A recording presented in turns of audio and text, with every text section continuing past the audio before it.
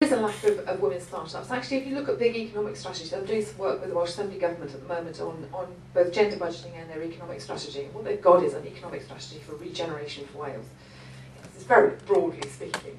And within that, they've said, oh, less and less resources. I know what we'll do. We'll pick 5 industries that we think are the real big winners that are going to create, big jobs and, fill the gaps for employment in the private sector in Wales.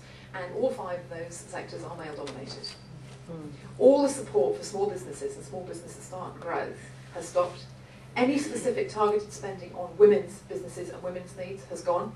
It's been, in theory, it's been amalgamated into a general support network, but what that means is that looks like a white 50-year-old man, really.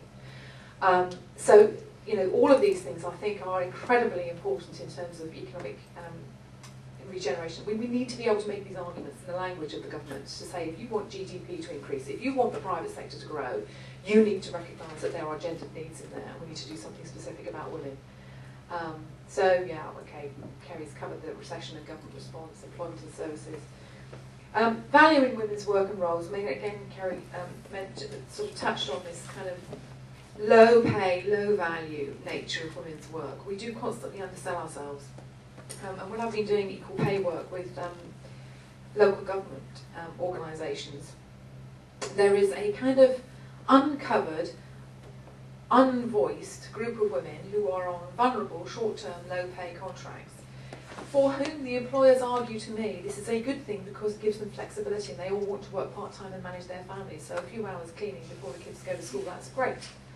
When you talk to the women, actually they're working 3 or 4 jobs with different employers to try and keep themselves out of the poverty trap.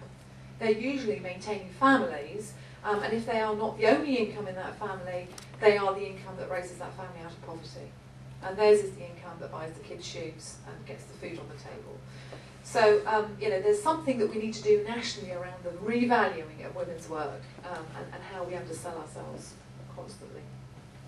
So, the good news, really, what I was asked to cover, and I will get onto this now, is kind of, the self-employment angle. I mean, in 2007, I was working for the Equal Opportunities Commission, and they made me a very nice offer, and so I sort of leapt and went self-employed on a reasonably comfortable cushion, which for many people is not the option that they have. And it has been actually a revelation. I would encourage anybody who was thinking about it to come and have a conversation with those of us who do it. There are advantages and disadvantages. However, there is no doubt that it does give you freedom, flexibility, and it allows you. I mean, all of a sudden I didn't have to commute anymore, and I was getting 2.5 hours of my day back every day.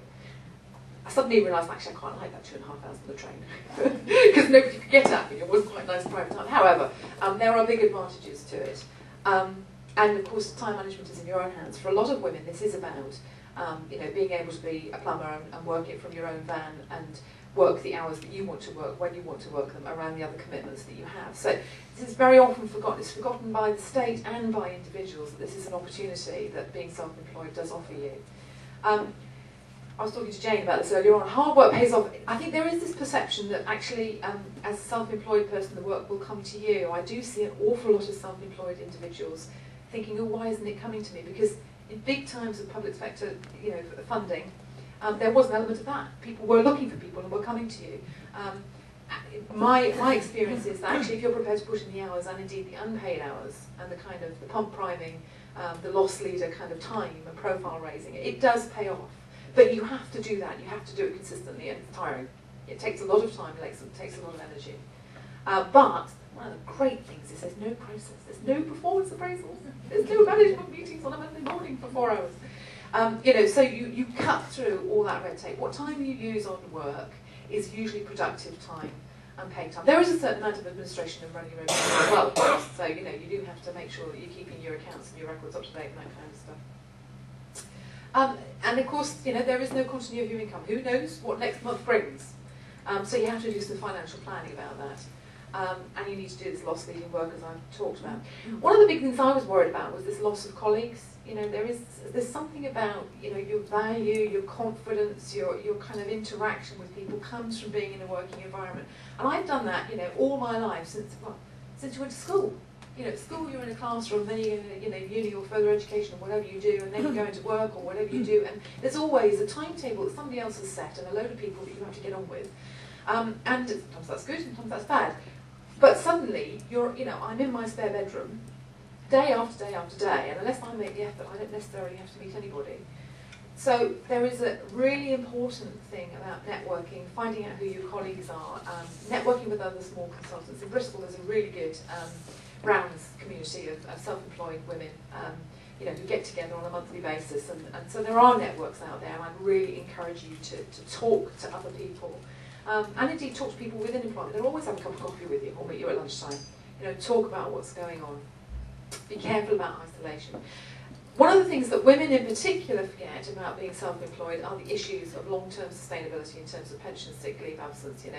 When I heard this announcement, when I got my Daily Telegraph that said the WNC no longer exists, I did think, I wish I could go sick for a week. It would be really nice to just call in and say, I don't have any account today. And you can't. Yeah, you don't turn up, you don't get paid. So there's no kind of cushion, there's no net underneath you to catch you. On the other hand, of course, you manage your own time. So, and most employers, of course, are very understanding that if you're genuinely not well, then they are understanding about how you manage your work. Working from home is a good thing about thinking, I think my husband thinks it just means that he's got an extra cleaner at home, and anything that needs done will just get done because Adele's at home today. So you do have to manage these things. It has its advantages, but it has its disadvantages. One of the things that has come to me as a self-employed consultant is that for some reason you have a credibility that far outweighs actually your true ability, I suspect, because people are paying you cash. There's this kind of, it's the consultant, we better listen. You get in to see chief executives and, chief accountants and all this kind of stuff in a way that it's difficult to do if you're working within a grade from within an organisation. And you can say difficult things to people that you can't if you're an employee. So I can go to a senior management board and say, actually, you are the sticking point. Don't give me all this nonsense that your staff don't understand equality. You're not putting the things in place, which is very difficult for an employee to do. So it can be quite inspirational. I think you can create change in a way that is fantastic. I do work on the equality agenda, so perhaps it goes hand in hand with what I do. But I've got several clients now that I've been working with for 3 years who I'm so proud of, because you go back and say, how are you doing? What are you doing about this spending review and how you're remodelling for the cuts? And they say, we're in the middle of carrying out an equality impact assessment. Can you come and talk to us about women's issues on it? So some people are getting this. It can be quite inspirational in the change that you bring about. And the world is your oyster. I've been very lucky. I do get international calls to do gender budgeting work and gender work on the international arena. Don't limit yourself. One of the other problems I think for some people is they think, well, I live in Bristol, therefore, that's my patch to work in. You have to be prepared to be flexible and go where the work is to some extent, and don't be constrained. Don't stick to one thing. Be innovative. Think about other things that you can do. And again, as women, we lack the confidence. We think, well, I've been an EO doing this for so many years, that's all I can do. Actually, it's not. If you've been any kind of employee, you've got a huge amount of skills. Just facilitation skills, advocacy skills, arbitration skills. You'd be surprised what you can do, really. If you've been a mother, you've done all that.